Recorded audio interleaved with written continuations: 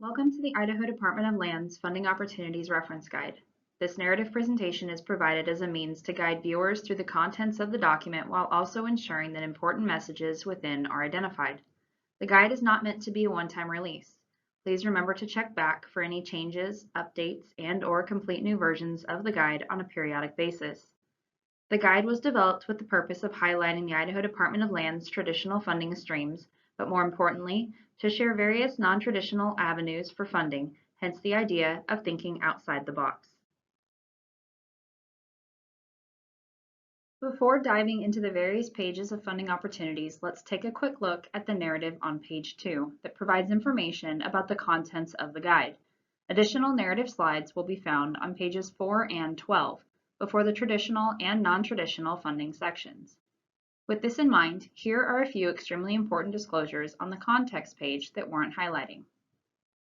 First, the guide is only provided as a resource. The document was created simply as a means of sharing the Idaho Department of Land's grant-related research. Everything a viewer will find within includes publicly available information. Secondly, it is the responsibility of the viewer to verify all information within the guide with the respective agencies and organizations for which each funding opportunities page refers to. And lastly, the Idaho Department of Lands does not guarantee the availability of funding from any of the organizations referenced in the document. Again, it is extremely important for viewers to thoroughly read the narrative pages before proceeding to the opportunity-specific pages within. On page 3, shown on the right-hand side of this slide, viewers will discover a table of contents, which outlines the various sections within the guide. The guide is primarily arranged alphabetically and is broken down as follows.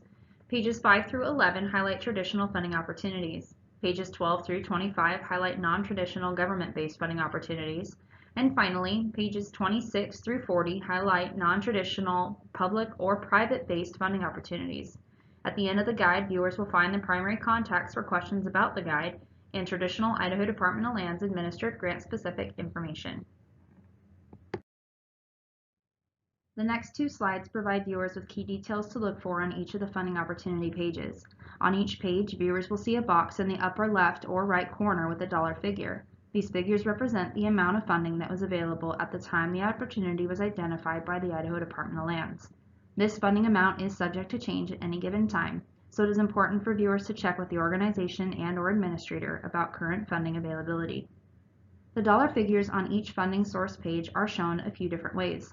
The term dollar amount varies, represented by the green box in the lower left-hand corner of this slide, implies that there are varying circumstances that dictate the potential for funding. In these cases, it is the responsibility of the viewer to check with the administrative agency about specific funding amount questions.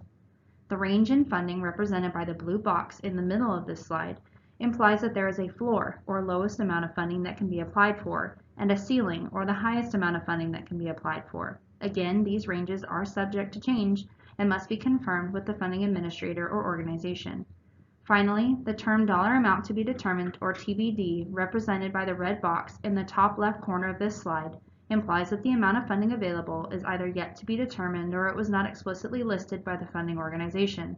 For funding information, the viewer will need to contact the grant administrator or organization for the specific funding opportunity that the viewer is interested in.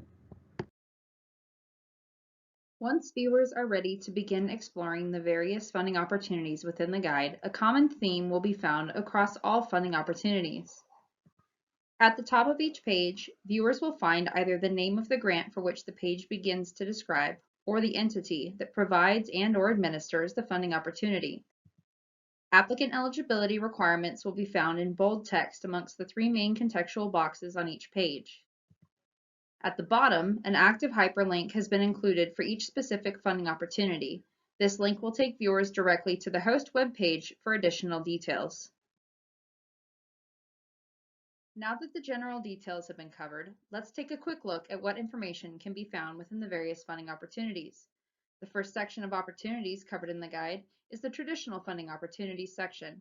This group of funding opportunities includes information about grants that the Idaho Department of Lands has historically turned to for various fire and forestry related projects.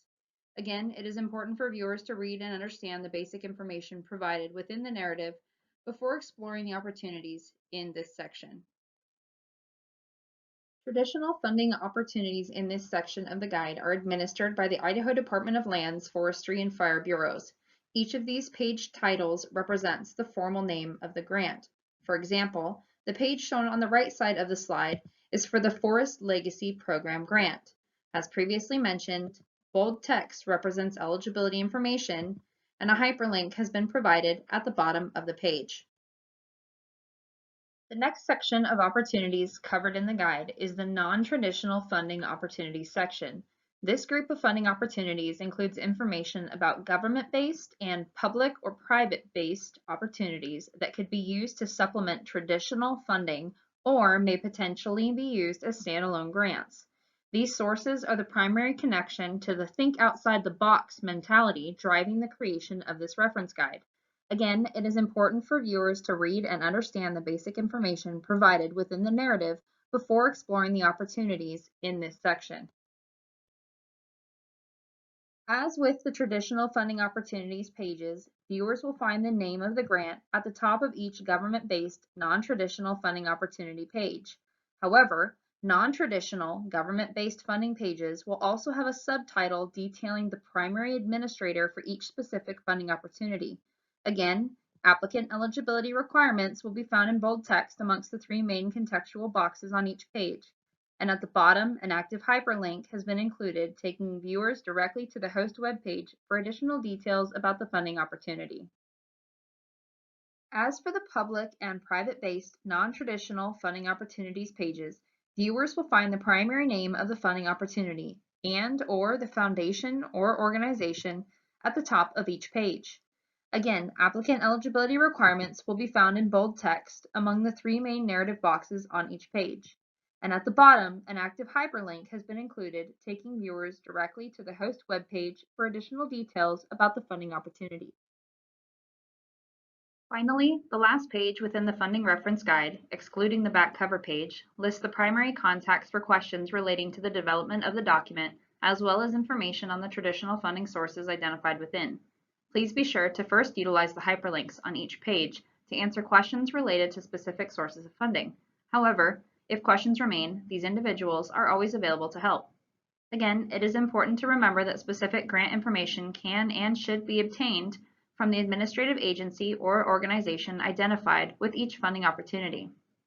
The Idaho Department of Lands truly appreciates the efforts of their partners and cooperators. It is anticipated that the guide will be a valuable resource for project development and implementation across the state of Idaho.